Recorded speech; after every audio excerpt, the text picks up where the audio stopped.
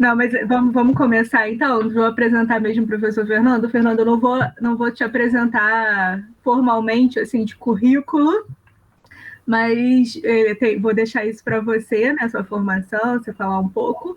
Mas o professor Fernando, então, vai apresentar a linha de pesquisa dele hoje, gente. O Fernando, ele é do IMA, do Instituto de Macromoléculas, e também do Programa de Engenharia de Nanotecnologia.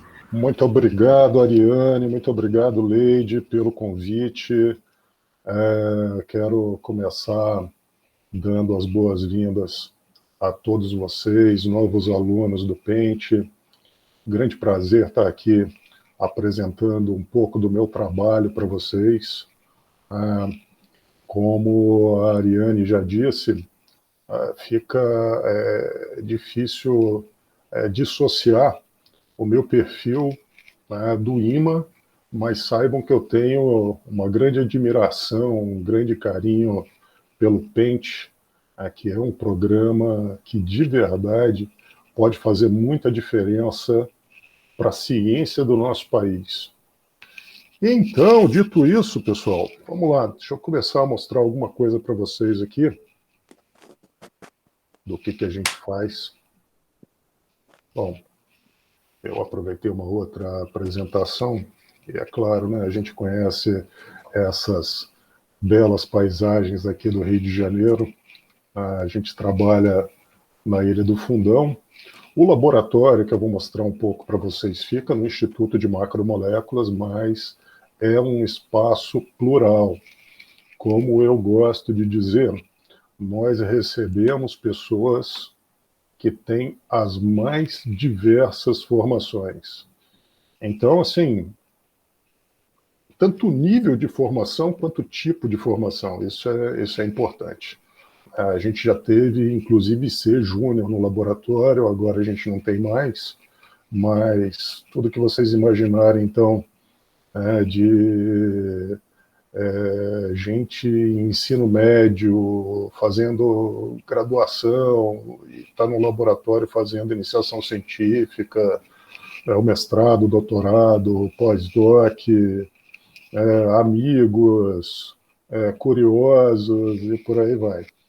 Todo mundo é muito bem-vindo, inclusive, independente de área de formação.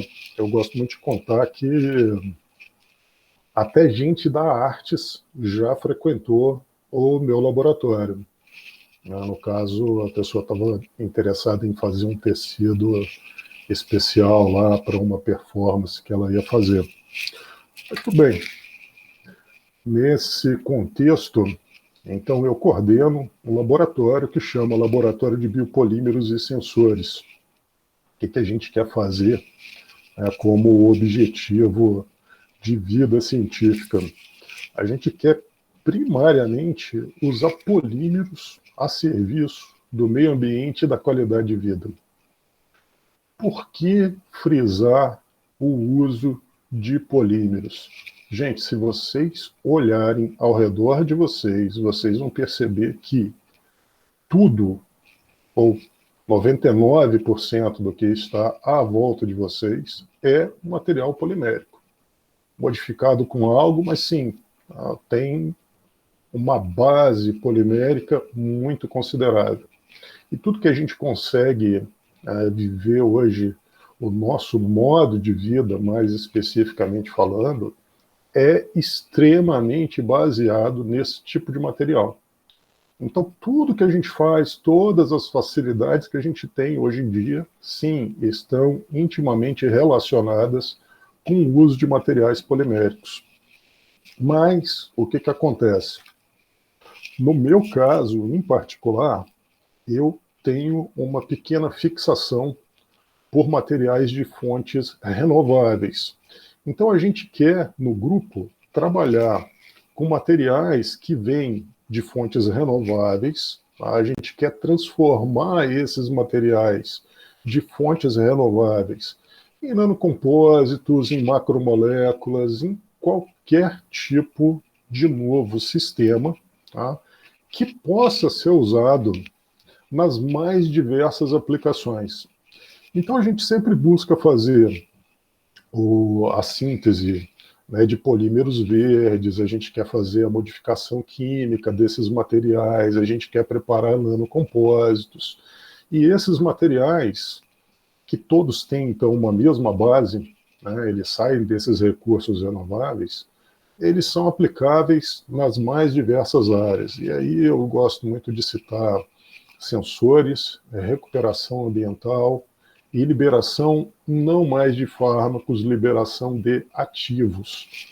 Eu não sei porque que eu insisto em deixar marcado liberação de fármacos, talvez por uma questão histórica, foi assim que tudo começou no grupo. Tá? Mas, na verdade, hoje em dia nós migramos para algo que é bem mais amplo. Vamos falar um pouco, então, a respeito de recuperação ambiental, o que a gente consegue fazer nessa área. A gente tem que começar pensando que o nosso impacto nesse planetinha azulzinho lindo que a gente vive é gigantesco. A gente faz muita diferença nesse planeta.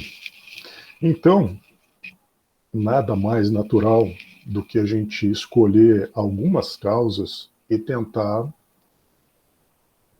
trabalhar nesses assuntos. Entre eles, eu destaco aqui hoje para vocês a recuperação ambiental, então, pela remoção de petróleo em ambientes contaminados e também, gente, a biorremediação. Biorremediação é um tópico muito relevante, isso é muito importante, eu vou falar um pouquinho para vocês daqui a pouco. Então a gente quer, né, em conjunto aí, fazer o quê? A gente quer desenvolver novas formas para recuperar o nosso ambiente e também para melhorar a nossa qualidade de vida. E é claro, a gente não pode imaginar esse tipo de cenário sem entender quais são as implicações econômicas de cada uma dessas vertentes. Então, pessoal, olha aí, uma pesquisa bem básica, né, em relação à projeção de mercado para 2025, estima que sistemas para limpeza de acidentes que envolvem derramamento de óleo vão valer algo ao redor de 178 bilhões de dólares. Sistemas de biorremediação até 2025 vão valer algo ao redor de 66 bilhões de dólares. E os agroquímicos fantásticos, sem os quais a gente não conseguiria viver também da forma como nós vivemos, principalmente consumir como nós consumimos, está estimado em 309 bilhões de dólares para 2025. Ou seja, tem muito espaço para a gente trabalhar, tem muito espaço para a gente desenvolver muita coisa em cada uma dessas linhas. Quais são os nossos principais objetivos? Bom, a gente quer preparar materiais compósitos, na verdade, na grande maioria das vezes nanocompósitos, que sejam capazes de serem usados nas aplicações de recuperação ambiental. Então a gente tem duas grandes vertentes agora funcionando. Uma delas é acelerar o crescimento de vegetais e a outra é limpar mesmo ambientes, né? Recuperar ambientes impactados por óleo ou outras substâncias, né? Tá, por que a gente tem que pensar nesse problema de acelerar crescimento vegetal? Bom, é bastante simples. Quando a gente olha aqui para a população do nosso planetinha, nós estamos chegando a 8 bilhões de pessoas. Esse é um número considerável, ainda mais quando eu lembro que não tem, sei lá, cara, não deve ter 10 anos, com certeza não tem. Eu estava na China quando nasceu o bebê de número 7 bilhões. Então, assim, é muito rápido, né? em menos de 10 anos, ou talvez em 10 anos, a gente está chegando em mais 1 bilhão de seres humanos aqui em nosso planeta. E a tendência é isso continuar, né? Isso não vai desacelerar, não. Então a gente vai ter um crescimento contínuo, provavelmente, durante muito tempo. Por outro lado, olha o que acontece quando a gente pensa em área cultivável. Por mais eficiente que seja os tratamentos que a gente consegue fazer, por mais eficientes que sejam as formas como a gente maneja o nosso solo, olha, isso aqui é fixo. Isso não vai crescer. A não ser que a gente tope fazer alguma devastação, que eu não acho legal. Então a gente tem que inventar alguma forma de otimizar a área que a gente já usa. Quando a gente pensa nisso, reparem assim, existem 3 principais problemas, do meu ponto de vista, que devem ser atacados. Vamos lá, quais são eles? Primeira coisa, a gente tem que atacar o problema do reflorestamento. A gente tem que, de alguma forma, conseguir acelerar isso, e fornecer condições que sejam realmente aceleradoras do crescimento de matas. Com isso daí a gente resolve uma série de problemas relacionados ao nosso mundo moderno. Outra coisa que a gente tem que fazer é melhorar as nossas lavouras. A gente precisa muito fazer com que as nossas lavouras funcionem melhor. E outra coisa que é fundamental, a gente tem que interromper a eutrofização. É um tremendo desafio, principalmente quando a gente olha para essas 3 vertentes. E, pensando justamente nisso, o que a gente pode fazer enquanto grupo de pesquisa? Bom, a gente quer algum sistema que possa funcionar nessas 3 vertentes. Então a gente quer algo que possa reduzir a eutrofização, que possa melhorar, né, o nosso cultivo e que também possa ser útil em aplicações de reflorestamento. Daí surge a Viviane Baldanza no grupo, e a gente tem esse trabalho aqui que foi publicado no Journal of Applied Polymer Science, relativamente recente, a gente está falando de 2018, em que o que a Viviane fez? A Viviane, pela primeira vez no nosso grupo, a gente já tinha trabalhado com sistemas fertilizantes antes, mas pela primeira vez no grupo, Viviane topou fazer uma rota de preparo desses sistemas tecnológica, ou seja, ela estudou uma série de condições, né, para a extrusão de uma matriz polimérica carregada com um monte de ureia e com nanoargila. Então estudou as melhores condições, conseguiu chegar a uma série de conclusões sobre o que seria o mais adequado e conseguiu um negócio que foi muito interessante, que foi, em comparação com os valores anteriores que a gente conseguia aprisionar de ureia dentro desses sistemas por vias químicas, ela conseguiu chegar a 30% de ureia no meio dessa matriz. Isso foi realmente muito bom, um resultado muito bom. Como vocês podem ver aqui, nós fizemos alguns testes com esses materiais. Começamos aqui com testes de dissolução. E olha só que coisa interessante, né? O que a gente fez aqui? Aqui a gente fez um sistema de lixiviação. Então, nós montamos uma coluna, preenchemos essa coluna com uma amostra do sistema polimérico carregado com a ureia, uma amostra do nanocompósito polimérico também carregado com a ureia, e também uns controles, que eram, claro, né, só o sistema polimérico e o nanocompósito, ambos sem ureia. Bom, os controles a gente nem precisa dizer, né, não liberaram nada, está aqui, tá? Enquanto que os sistemas carregados com ureia e carregados aqui com a ureia e com argila, no caso 5% dessa nanoargila, apresentaram perfis de liberação que são bastante interessantes. Quando vocês olham para esses perfis de liberação, o que a gente consegue ver? A gente consegue ver, primeiro, volto a insistir, o teste aqui a gente tem a liberação.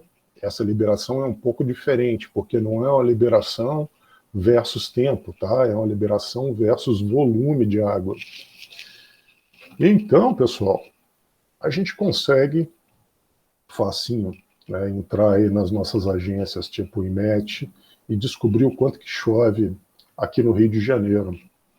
Então a gente tem uma média aí de chuva de 98, mais ou menos 6 mililitros por ano aqui no Rio. Muito bom. Sabendo disso, a gente volta para a nossa curva aqui, olha, e acha mais ou menos aonde está o 96. Aqui a gente está mais ou menos na faixa do 100, não tem problema.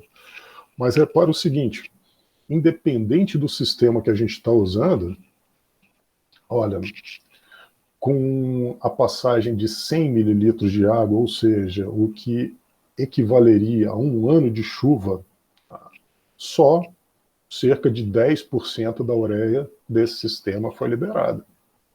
Esse resultado é muito interessante, porque quando vocês pensam a respeito de ureia, o que acontece, gente? Ureia é extremamente solúvel em água. Então, se você tentar fertilizar algo usando ureia, a maior parte dessa ureia vai ser perdida. Ela vai ser simplesmente solubilizada e arrastada para fora da região de interesse, que é onde está o teu cultivo. E para onde que vai essa ureia? Bom, lençóis freáticos, contamina lençóis freáticos, contamina corpos d'água, e toda vez que chegar a ureia, então, num corpo d'água, o que acontece? Eutrofização, que a gente não quer, né? A gente não quer que isso aconteça. Pois é. Então, se a gente produz uma liberação mais lenta, a gente diminui o problema da eutrofização. Tem uma outra questão que a gente tem que pensar aqui também.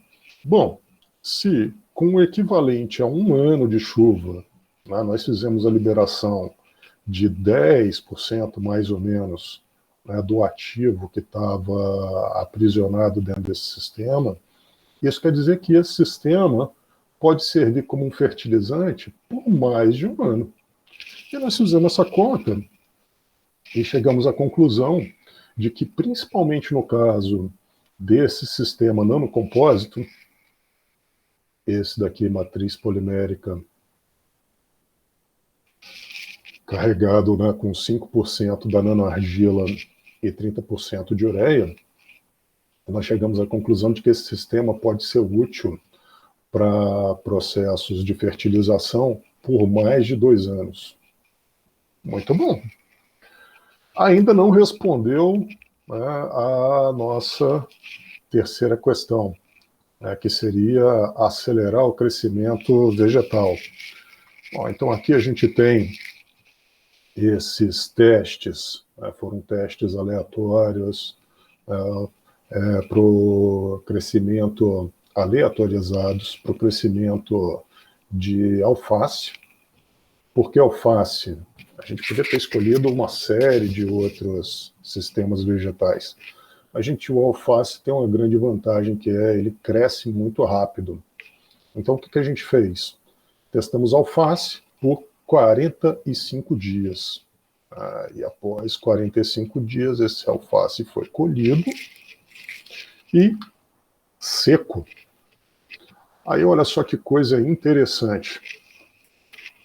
Nós testamos aqui diversas situações. Olha, repara o seguinte, quando a gente olha para isso daqui, nós chegamos a uma conclusão em relação à massa seca, que esse nanocompósito, contendo 30% de ureia e 5% da nanoargila, conseguiu um resultado 450% maior que o resultado obtido no controle.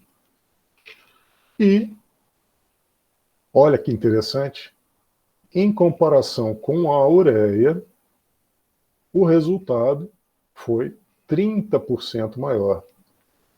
Gente, 30% maior com uma liberação de ativo muito menor. Aqui, toda a ureia está disponível de uma vez. Aqui, ela vai sendo liberada aos poucos. Então, esse sistema aqui tem como funcionar por muito e muito, muito mais tempo.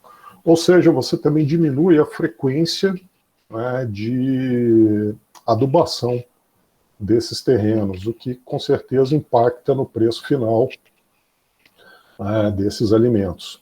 Da mesma forma que cresce alface, a gente pode pensar nisso acelerando o crescimento de vários outros cultivos. Então, pessoal, dando seguimento aqui, olha só outra linha que a gente está começando, é uma linha relacionada a biofilmes. Isso aí está sendo tocado pelo professor Sérgio Todi, que é professor do IFRJ, parceirão do grupo. E o que acontece? Ele está distribuindo, né, esse sistema biopolimérico na forma de um spray. Está muito bacana, porque produtores rurais aqui do Rio de Janeiro que lidam, é impressionante a quantidade de bananas produzidas aqui no Rio de Janeiro. Gente, e assim, uma simples proteção nesse fruto aumenta a vida útil dele aqui um monte. E é curiosíssimo ver o seguinte, as diferenças nas velocidades de perda de massa. Olha esse sistema controle aqui, que não foi protegido por esse biofilme. Repara como é que ele é muito mais rápido para perder massa do que esses outros dois aqui que foram protegidos.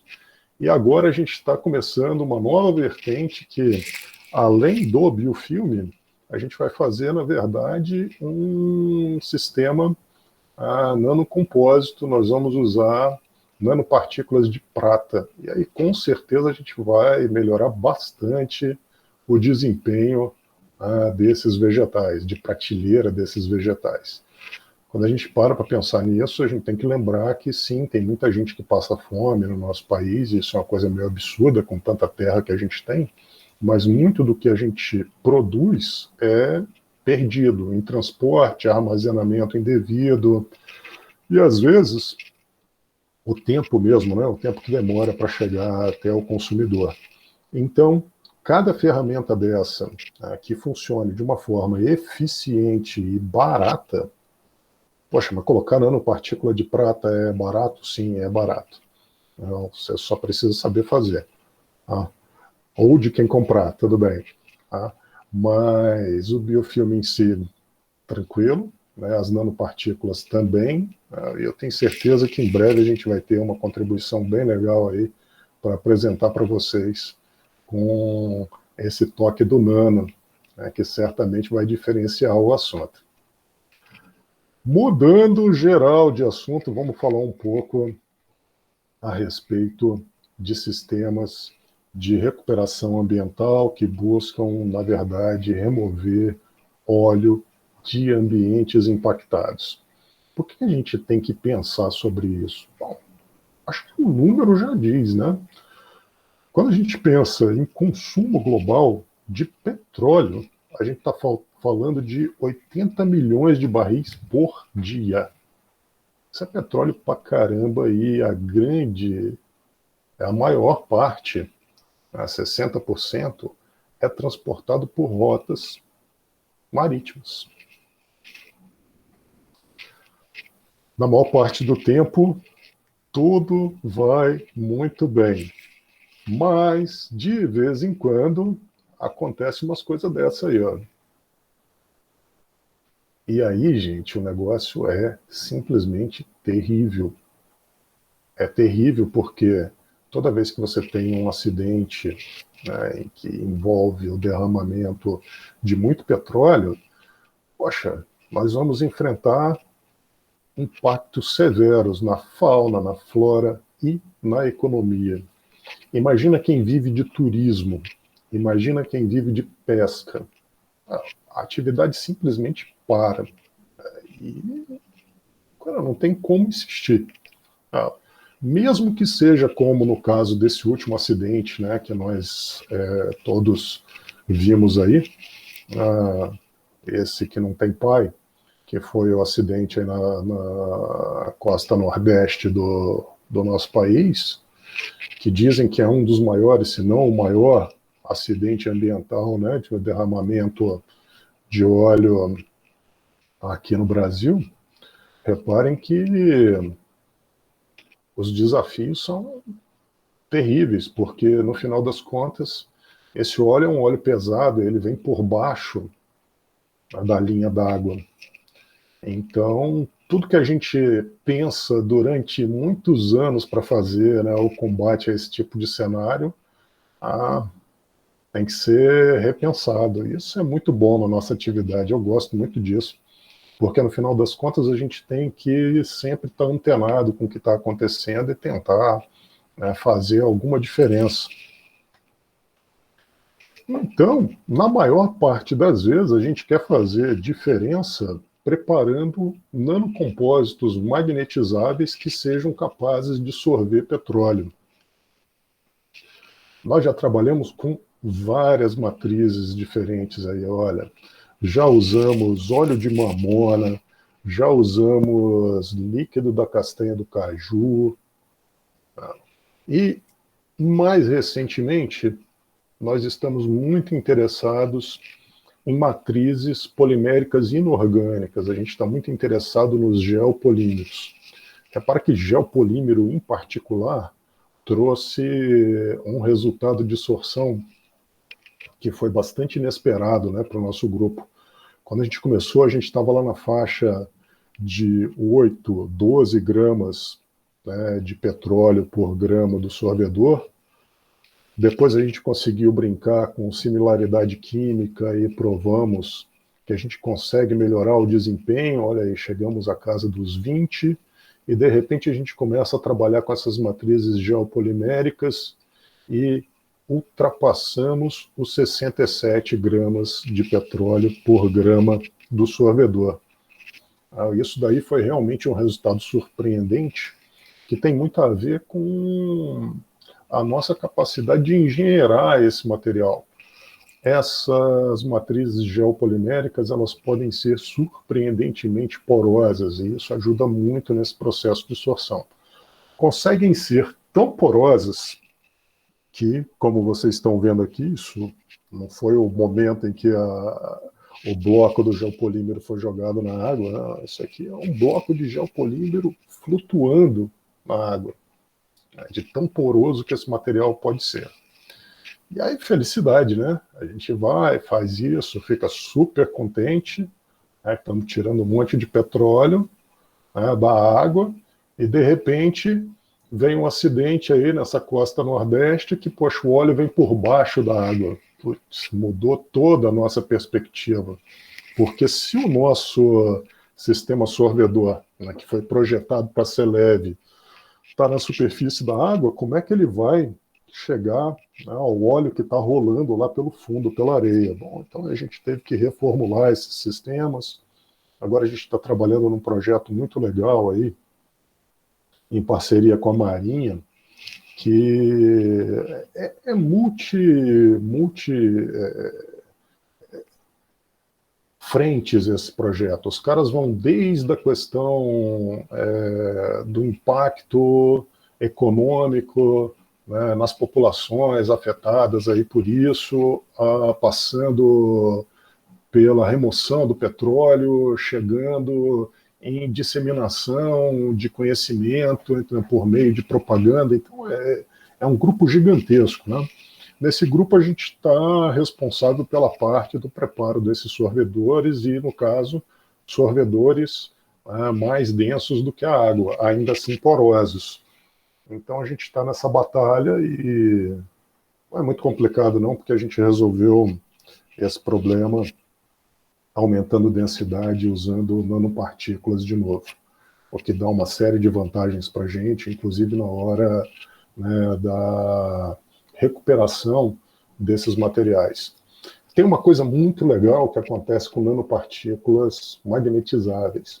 Quando a gente coloca nanopartículas magnetizáveis dentro de qualquer estrutura dessas, e a gente aplica um campo magnético oscilante a esses sistemas, a gente força o aquecimento deles de dentro para fora. E isso é muito poderoso porque consegue transferir uma quantidade de energia muito grande para esses materiais, aquecendo eles de uma forma muito mais rápida do que um aquecimento convencional. Daí, a gente consegue fazer várias coisas muito interessantes usando sistemas, né, magnéticos nanocompósitos, desde a polimerização, acelerando processos de polimerização que normalmente demorariam 20 horas, a gente diminui isso às vezes para 10, 15 minutos, até a recuperação de uma série de materiais. Esse daqui é um caso desses. Imagina que você tem uma peça geopolimérica dessa repleta de óleo. Esse óleo, então, está preso nesses poros, e o que a gente pode fazer?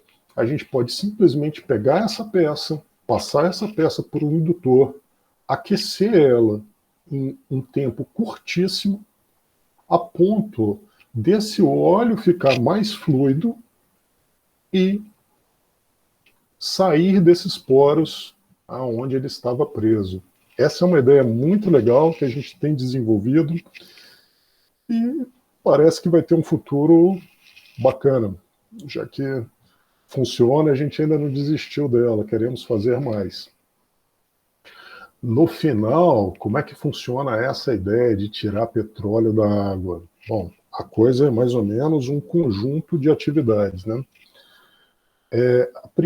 A primeira parte do problema é você detectar que houve um vazamento. Se você não consegue detectar que houve um vazamento, fica complicado, né, de você trabalhar sobre esse impacto. Detector, a gente não faz magia. O que a gente sabe que acontece com óleo sobre a água? Ele vai formar uma película, uma monocamada. E aí, quando acontece isso, gente, só a mãe natureza para terminar de degradar essas estruturas. O que a gente tem que fazer, então, é prender, confinar essas estruturas. Para isso, você pode usar um sistema de boias. Fez isso, o próximo passo é inserir pulverizado aqui esse nanocompósito magnetizável sobre essa mancha. Depois, usando um navio que tem uma esteira especial, é uma esteira magnetizável. Esse negócio existe, isso é preparado ali, isso é feito pela Masi Dennis, tá? Todo esse óleo é removido e a área está recuperada. Vamos lá, vamos ver um caso em que a gente fez algo parecido com isso, com essa proposta, só que numa escala menor, claro, né? Então aqui um trabalho que foi desenvolvido pelo André, né? Nesse caso aqui em particular, o André, ele preparou um sistema polimérico, carregou esse sistema polimérico com nanopartículas magnetizáveis, aí nós começamos a caracterizar esses materiais, fizemos a difração de raiz-x, comprovamos pela difração, né, a existência de nanopartículas de cerca de 21 nanômetros de diâmetro. Depois seguimos com isso para o microscópio de transmissão, chegamos a uma conclusão parecida. Então, esses dois resultados convergem, chegamos à conclusão no final que a gente tem um diâmetro de 21 mais ou menos 8 nanômetros, com 95% de probabilidade. E, no final das contas, é óbvio que vai acontecer um processo de aglomeração dessas estruturas, o que vai gerar um particulado micrométrico.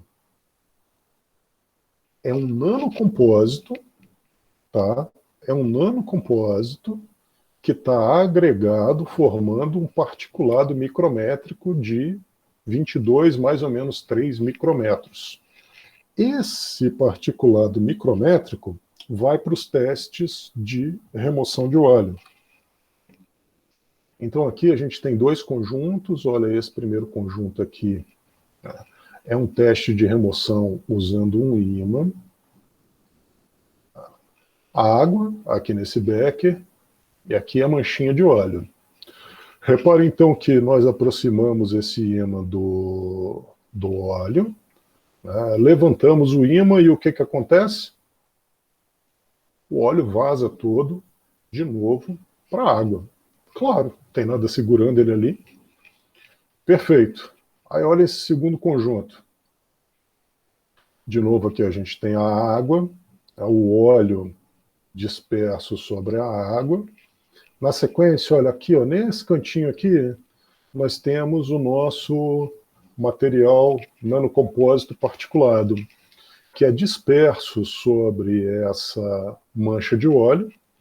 Depois, olha só, o magneto é aproximado e todo o óleo é removido sem que ele caia novamente, né, sem que ele goteje novamente sobre a água. Aí toda vez que você faz um negócio desse, né, sempre aparece algum revisor que tem uma ideia, né, diferente de como você deve fazer. O cara vai te falar, bom, legal, né, numa situação estática isso funciona, mas e se tiver algum turbilhonamento? É uma pergunta muito honesta. Então nós repetimos o teste, né, agora em condições dinâmicas, e aí o que acontece? Não sei, dá para perceber aqui, olha, né, o vórtice formado pela agitação magnética. Fizemos o mesmo processo. Está aqui o particulado do nanocompósito, né, disperso sobre a mancha de óleo, que foi novamente toda removida, né, da água, sem perda depois. Tá. E em relação a uma outra vertente que é muito, muito importante, a gente pode pensar nisso daqui, olha, nas questões relacionadas à biorremediação. Biorremediação. O que acontece no caso da biorremediação? Imaginem assim, aconteceu um desastre ambiental. Pensa uma coisa bem ruim, petróleo, tolueno, glicerina é bem ruim. Pode não parecer, mas sim, você não pode simplesmente descartar a glicerina no solo. Quando acontece esse tipo de acidente, o que a gente imagina? Tudo que está nessa área vai morrer. Só que, pessoal, isso não é bem assim. Na verdade, principalmente em relação ao universo dos micro-organismos, diversos micro-organismos conseguem sobreviver a esse ambiente impactado. Poxa, se eles sobreviveram, né, a esse contaminante, isso quer dizer que, em alguma extensão, esses micro-organismos conseguem lidar com esse contaminante. Qual que é a proposta, então? A proposta é favorecer o crescimento dessas colônias de micro-organismos. Então você vai tentar, tá, dar condições para que esses micro-organismos cresçam e consumam esse contaminante como fonte de carbono. Uma das coisas que a gente pode fazer, então, é liberar ureia. nesses meios. Ah, Fernanda, é igual o negócio do fertilizante? É e não é. Lá no fertilizante, o que, que acontecia? A gente trabalhava com uma quantidade de ureia aprisionada nesses sistemas muito grande. A gente está falando de 30%. Aqui não, aqui a gente não pode fazer isso. Porque se a gente usar tanta ureia aqui e liberar essa ureia, que acaba sendo uma liberação, né, por mais que seja controlada, é uma liberação rápida, a gente corre o risco de alterar muito o pH do meio e, com isso, matar os micro-organismos que a gente estava querendo fazer crescer. Então, não dá para fazer assim. Você tem que garantir que esse processo vai ser um processo lento e que também pouca ureia vai ser liberada. Então, esse trabalho aqui é um trabalho, isso é parte do doutorado da Priscila Bedor, a Priscila da Escola de Química, mais precisamente do grupo da professora Selma, que é uma grande especialista em biorremediação. Isso daqui é uma outra coisa que é bastante importante de contar, né? Porque, no final das contas, vocês devem pensar assim, poxa, como que a gente consegue fazer tantas atividades? Bom, é simples. A gente faz o que a gente faz de melhor. O que a gente faz de melhor? A gente prepara nanopartículas, a gente modifica sistemas, a gente modifica nanopartículas, a gente prepara nanocompósitos, é isso que a gente faz. E muitas das vezes a gente faz isso sob demanda. Então você vai, bate um papo com alguém, entende que tem uma necessidade de um determinado material e você sabe fazer aquilo, você só nunca pensou em fazer. Aí o que você faz? Faz uma parceria, prepara o material, né, e vai trocando figurinha. Aí isso aconteceu aqui, nesse caso, aconteceu naquele caso anterior que eu mostrei para vocês do crescimento dos vegetais, né? O que aconteceu? Lá nós preparamos o sistema fertilizante, mas todos aqueles testes, né, de crescimento vegetal, tudo mais, isso foi tudo feito por um parceiro, que é o professor Sérgio Todd, que eu apresentei para vocês lá, né, quando eu estava falando da questão do filme, do biofilme. Tá. Então, sempre tem uma parceria. Isso é fundamental. Qual que era a ideia aqui? A ideia era a seguinte, então nós temos essa matriz polimérica, né, foi usada para encapsular a ureia num sistema de dupla emulsão. Então, no final das contas, olha só, esse verdinho aqui é a matriz polimérica, e o que está dentro aqui em azulzinho, né, seriam as micelinhas, na verdade, de água com ureia. Poxa, mas por que isso?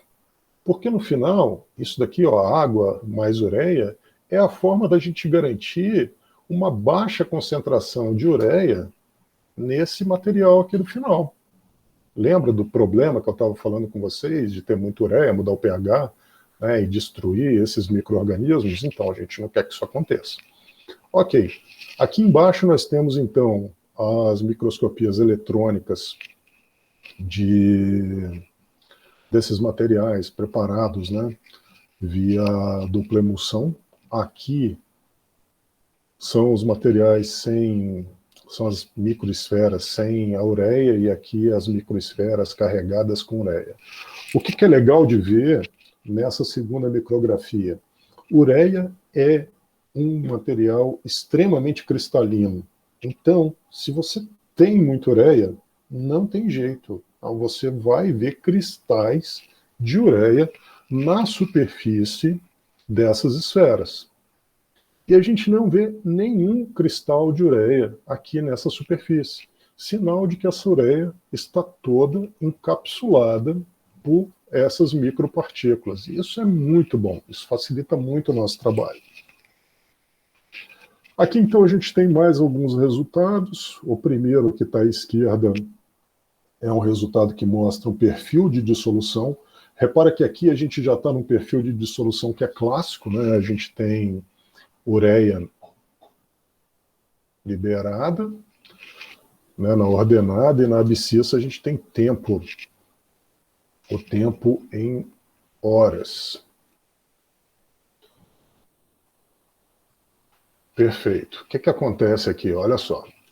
Reparem o seguinte, né, o teste começa no tempo zero, a gente chega numa quantidade máxima de ureia que foi liberada e depois entra meio que num estado estacionário. O que é interessante da gente ver aqui? É interessante da gente ver que essa ureia, né, ela vai sendo liberada de uma forma gradual. Olha só, e quando a gente chega em 24 horas de liberação, a quantidade de ureia presente nesse meio equivale a 65% da ureia que foi aprisionada dentro dessas microesferas.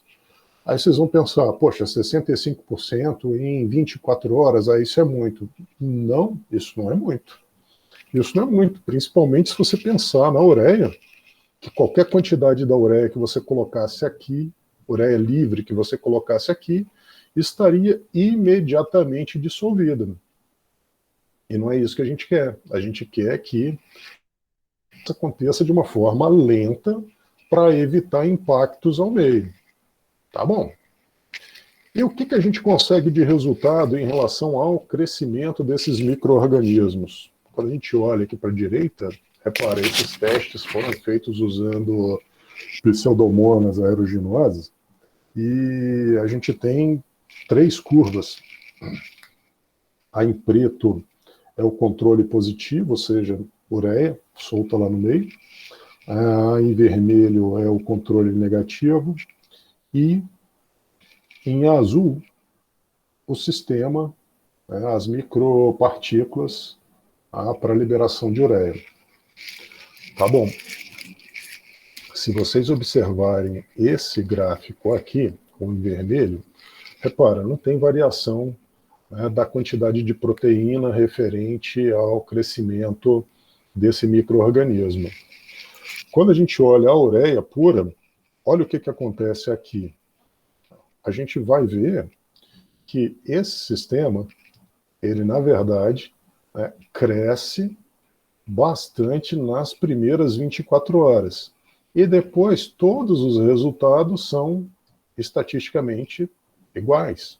Não tem variação mais do crescimento desses micro-organismos. Tá.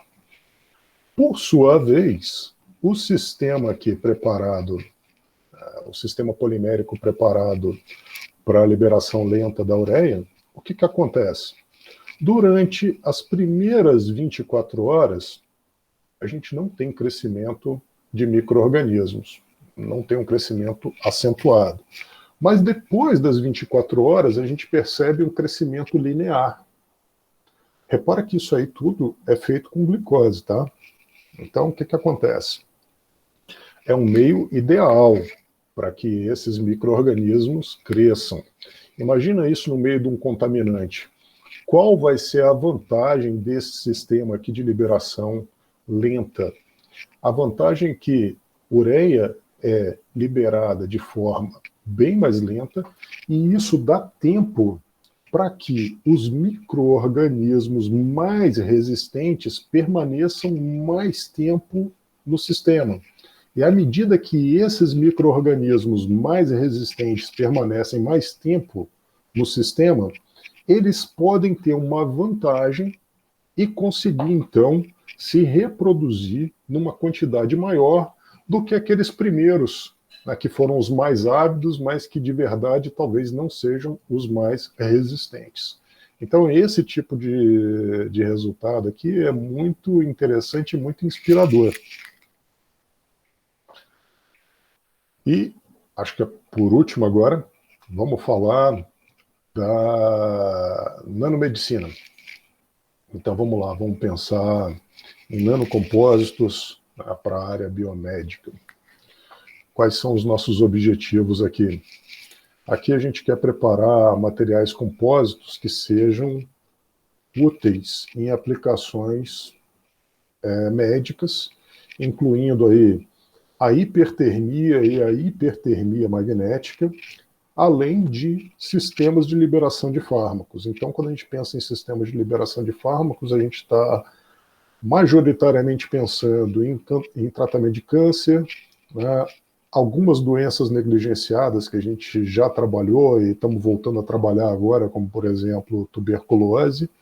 Anti-inflamatórios é sempre muito importante, porque, poxa, todo câncer traz algum processo inflamatório em paralelo, além de sistemas capazes de responder a diferentes pHs. Isso daí é muito importante, porque quando a gente pensa nesse tipo de sistema, o que a gente pode fazer? A gente pode projetar materiais que vão, por exemplo, liberar os ativos de forma mais rápida num ambiente ácido. Opa, então eu estou forçando a acelerar a liberação no estômago, por exemplo, do meu paciente. Ou eu posso fazer o contrário. Eu posso deixar eles praticamente inertes num ambiente ácido e forçar uma liberação mais rápida numa mudança de pH para um pH básico. Vamos pensar no mercado. Quando a gente fala em nanomedicina, olha o que está estimado para 2025. 258 bilhões de dólares. Sistemas de liberação de fármacos está estimado ao redor de 45 bilhões de dólares. E terapias para o câncer, 180 bilhões de dólares. Tem muito espaço para ser trabalhado aí. Qual que é o nosso objetivo nesse trabalho que eu vou mostrar para vocês agora? Bom, isso daqui foi um negócio bem ousado. O que a gente quis fazer?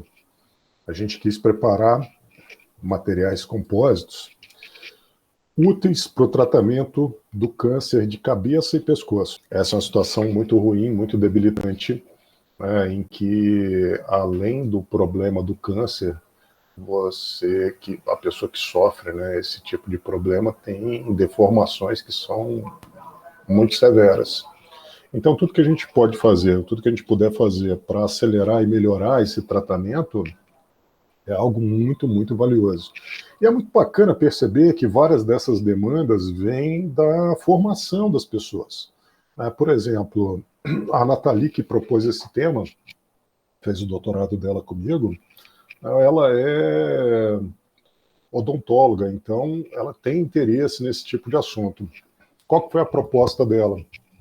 Trabalhar com um sistema que pudesse combater esse câncer de cabeça e pescoço em 3 frentes diferentes. Ela queria que ele funcionasse como um sistema de liberação, como terapia fotodinâmica e como um sistema para hipertermia, no caso não magnética.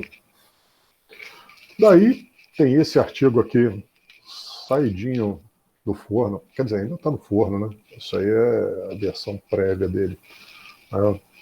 Já está publicada essa primeira versão, que foi então nesse Journal of Drug Delivery Science and Technology.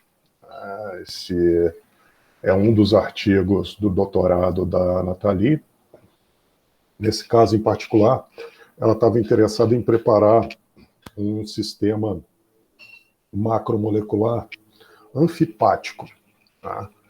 Que fosse um sistema, no final das contas, incluindo uma nanopartícula de ouro modificada com uma capa orgânica formada por polietileno glicol e por um polímero chamado polissuccinato-butileno, que no caso seria o responsável pelo transporte dos fármacos, enquanto o polietileno glicol funcionaria como um biomascarador, aumentando o tempo de circulação, né, desse sistema pelo organismo. Tá, a primeira coisa então foi aqui o preparo dessas nanopartículas de ouro. Repara que a gente conseguiu fazer umas nanopartículas bem bonitinhas. Isso foi feito da forma mais simples possível, seguindo a rota do citrato. Vocês vão ver aqui que no final a gente conseguiu partículas que são bem comportadas. A gente tem um tamanho de partícula ao redor de 9 nanômetros. E depois nós seguimos para um processo em 4 etapas para o preparo dessa capa macromolecular, que a gente estava interessado em fazer. O primeiro passo desse processo foi o preparo desse sistema polimérico aqui, o PBS. Esse PBS, repara, ele tem uma hidroxila terminal.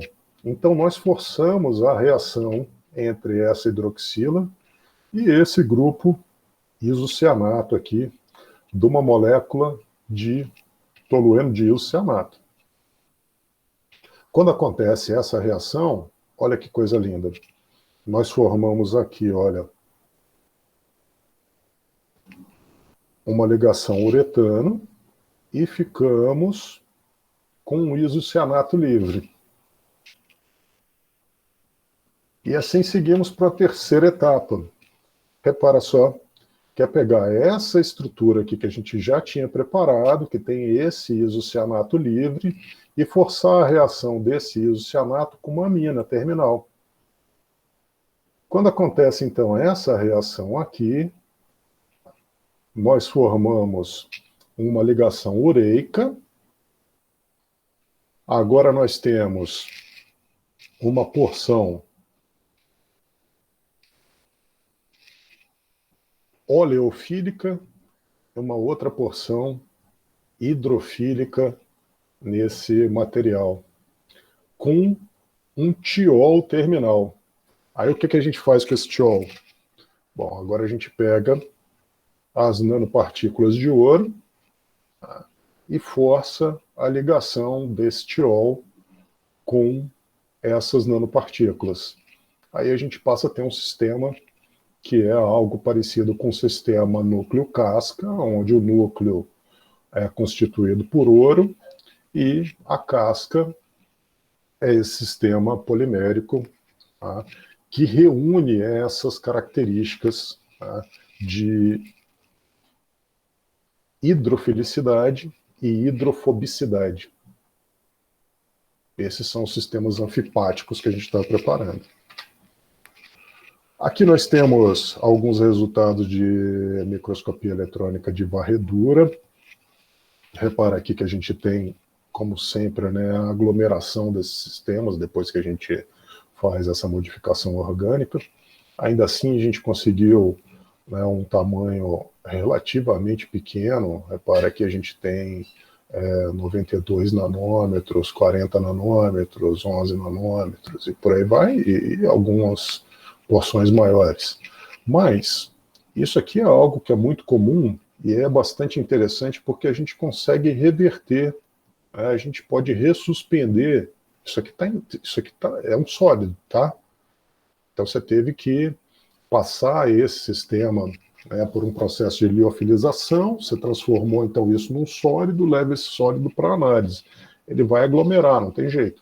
Mas isso pode ser ressuspendido usando ultrassom, um banho ultrassônico. Tá. Na sequência, a gente tentou caracterizar isso daqui e usamos o FTIR. O que acontece? Vou direto já para esse caso aqui, onde a gente ainda consegue identificar a banda do ouro, tá? E consegue também identificar os componentes orgânicos desse sistema PEG PBS que nós preparamos. Então isso é uma prova, tá, de que essa superfície foi modificada. Mais uma prova de que essa superfície foi modificada. Bom, aí nós precisávamos entender a interação desse sistema com alguns fármacos de interesse. Gente, é natural, né, trabalhar nessa etapa aqui com testes in vitro.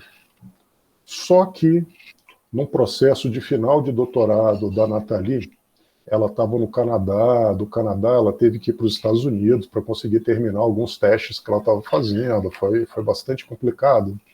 A gente não conseguiu fazer os testes in vitro e resolvemos fazer testes, então, in sílico. O que a gente fez, então? Vamos simular esses sistemas. Essa brincadeira começou, então, com a construção de duas macromoléculas. Essa primeira aqui não parece linear, mas é uma macromolécula linear, só que ela está otimizada, né? A geometria dela está otimizada, e aqui a gente então tem segmentos de polietileno glicol e de PBS. Tá. Quando a gente junta 4 segmentos disso, 4 segmentos desse daqui, a gente forma essa outra macromolécula aqui, que tem uma massa molar de 12,5 kg por mol. É bem grande para um computador caseiro, mas você ainda consegue rodar. Como é que isso foi preparado? Isso foi preparado usando um software que é o Avogadro. Muito bom de usar. Se vocês não conhecem, sugiro que procurem. Depois, nós usamos essa macromolécula aqui, a maior, né, formada por 4 fragmentos da anterior, para um estudo de molecular docking, que foi feito usando um software que chama Autodock. Como é que funciona isso? Basicamente, o Autodock vai delimitar uma região no espaço aonde essa macromolécula que eu quero estudar vai estar presa. Então, reparem aqui, olha, a gente tem esse cubo, e dentro desse cubo está a macromolécula que a gente tem interesse. Além dessa macromolécula, a gente força algumas micromoléculas dentro desse volume.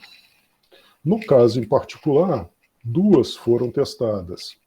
Foi, primeiro, um agente fotossensibilizante, né, a fetalucianina, e no segundo caso, um agente quimioterápico, isso, o álcool perílico. O que a gente viu de interessante aí nesses resultados? Olha só que coisa bacana. A gente tem que olhar agora para cá, ó. Energias de ligação, ambas negativas. Isso quer dizer, então, que essas micromoléculas têm afinidade por essa macromolécula. E é bastante curioso ver que, no caso em particular, né, da fetalucianina, ela tem uma afinidade cerca de 3 vezes maior por esse sistema do que o álcool perílico. Mas, de qualquer forma, as 2 micromoléculas são afins da macromolécula. Então, o que acontece? Bom, nós imaginamos que esse sistema macromolecular complexo que nós conseguimos formar, ele pode transportar simultaneamente os 2 fármacos. Olha que legal. 2 das 3 formas de ataque que nós queríamos. Não, mas 2 não, na verdade 3. Lembra que a gente tem um ouro?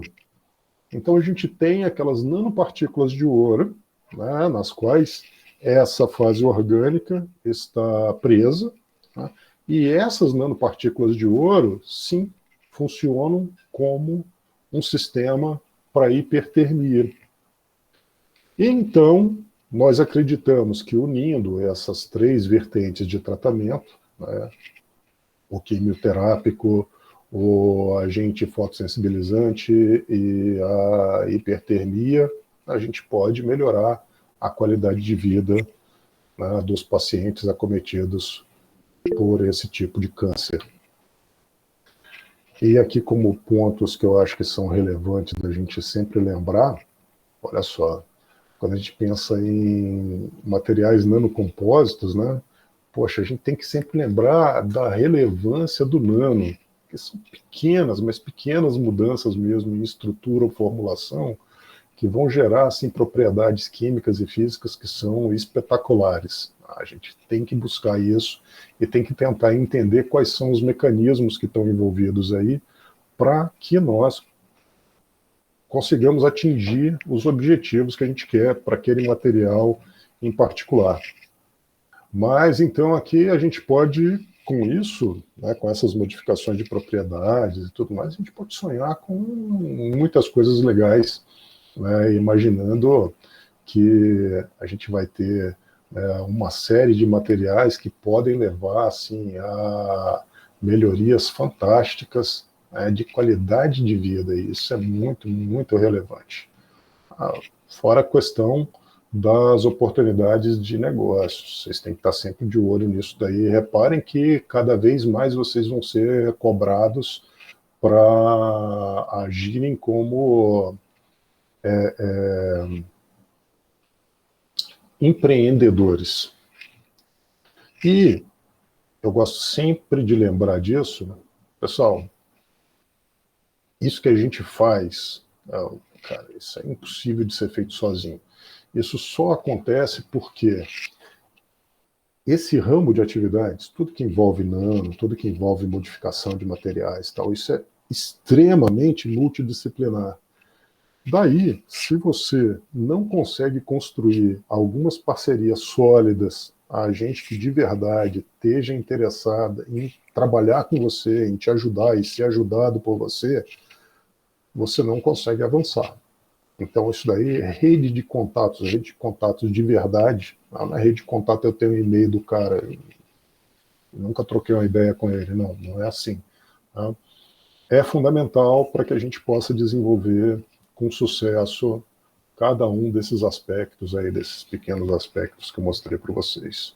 E lembrem sempre que juntos nós somos mais fortes, né? Isso daqui é uma alusão ao feixe de Esopo. Procurem essa história depois, que vale muito a pena ler. Aqui alguns indicadores meus, né? Eu sou químico de formação, mas se alguém me perguntar alguma coisa de química que não seja, de repente, uma reação ácido-base bem fácil, eu já não sei responder mais. Eu tenho que pedir ajuda, né, para os meus amigos, não tem problema. Mas, então, eu sou químico de formação, meu mestrado foi em engenharia e ciência de materiais. Depois eu vim aqui para o Rio, eu fiz um doutorado em ciência e tecnologia de polímeros e terminei, que não terminei, mas terminei mais apaixonado pelo que eu aprendi a fazer no meu pós-doc, que foi o planejamento experimental. Então, ao longo da minha carreira, tem alguns prêmios aí que eu recebi, por exemplo, esse da Mahatma Gandhi University, que me concedeu esse prêmio de Chair Professorship on Nanoscience and Nanotechnology. Foi em 2018, foi muito bonito, uma cerimônia bem bacana. Então, vale muito a pena conhecer a Mahatma Gandhi University, eu sou muito fã de lá, e principalmente do reitor dela, que é o professor Sabu Thomas. Se eu não me engano, a terceira maior produção científica da Índia no que está relacionado a nanocompósitos, materiais poliméricos e coisas assim do gênero. Na produtividade CNPq eu fui 4 vezes, não parece, mas eu já fui jovem cientista da FAPERJ, fui 2 vezes. Acabei de saber que virei cientista da FAPERJ, semana passada saiu o resultado. São 175 artigos publicados, mais alguns aceitos aí já esse ano. 9 livros, 18 capítulos, alguns projetos financiados. Sou o editor-chefe de 2 revistas, a Current Applied Polymer Science, uma bem mais recente, né, que é o Brazilian Journal of Experimental Design, Data Analysis and Inferential Statistics. O BGEDAIS, que está aberto para vocês, tá? Quero que vocês mandem muitos trabalhos para lá, isso aí é muito importante. Não? É um periódico de acesso livre, né? A gente cobra valores simbólicos para publicação, e se você não quiser pagar nada, é só você arrumar um IC Júnior, ou seja, alguém que está no ensino fundamental, ensinar alguma coisa para ele, ajudar o cara a escrever o artigo, escrever para ele e mandar para a nossa revista, que esses saem de graça. A gente quer incentivar a ciência desde a mais tenra infância até qualquer ponto que vocês queiram chegar.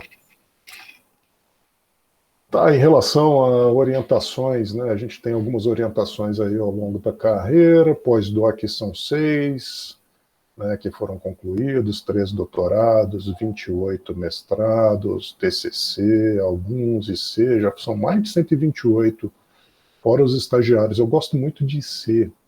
Eu gosto muito, embora eu não tenha contato, na maioria das vezes, com os ICs, o contato seja pouco, tá?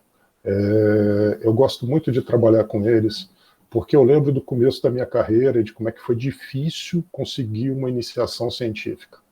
Não queria bolsa de iniciação científica, não, embora a bolsa tenha feito uma tremenda diferença quando eu consegui uma, uns 2 anos depois. Mas eu queria um lugar para eu poder desenvolver alguma ideia, aprender alguma coisa. E quando eu encontrei uma pessoa que abriu uma porta de um laboratório para mim, me deixou, me acolheu como um aluno de iniciação científica, e foi a minha primeira iniciação científica, eu lembro disso até hoje, isso foi revolucionário na minha vida, porque dali eu fui para o primeiro congresso, no primeiro congresso eu vi pela primeira vez grandes pesquisadores, eu olhei para aquilo, vi falar a primeira vez em nanotecnologia, achei isso simplesmente fantástico, eu falei, eu quero trabalhar com isso, cara, como é que eu faço? E aí eu descobri que eu precisava fazer um mestrado, um doutorado, de repente um concurso público, alguma coisa assim, e seguir, né? Passaram alguns anos e deu certo, tá? Hoje em dia a gente tem aí no laboratório mais ou menos uns 3 pós-docs. Digo mais ou menos que tem um que está em tratamento aí, tá em tratativas, na verdade, né, para juntar para o grupo. Então vão ser 4, se tudo der certo. São 9 pessoas fazendo doutorado, 7 fazendo mestrado, TCC, IC e tal, e segue por aí. E eu estou aqui sempre, nossa, batendo palma e agradecendo a cada uma dessas agências de fomento e as empresas que ajudam a gente em algum momento. Sem isso daí ia ser impossível fazer o nosso trabalho. Essas coisas, por mais que a gente tente fazer da forma mais racional possível, essas coisas são todas caras, né, são desenvolvimentos caros, principalmente porque envolvem o trabalho de pessoas que estão sendo treinadas. Em algum nível, a pessoa está sendo treinada. Treinada numa iniciação científica, no mestrado, no doutorado, é tudo treinamento. E treinamento de recursos humanos é algo muito relevante, muito importante, não é barato, é importante as pessoas aprenderem com os erros. Eu sou grande fã do erro, quando o erro é consciente, né? Se você erra e você não sabe o que você errou, não adianta, porque você vai fazer de novo. Tá? Mas eu sou um grande fã do erro e, bom, isso tem seu preço. E é isso, pessoal. Era isso que eu tinha para mostrar para vocês hoje. Certamente tem outros assuntos aqui que eu deveria ter falado, mas que com certeza eu esqueci de colocar na apresentação. Mais tarde alguém briga comigo porque eu esqueci de falar de alguma coisa, mas é mais ou menos isso. Meus contatos, se vocês quiserem trocar uma ideia. Bem, pessoal, por hoje é isso. Obrigado pela atenção. Até a nossa próxima videoaula. E por favor, não se esqueçam de deixar um joinha e de se inscreverem no canal.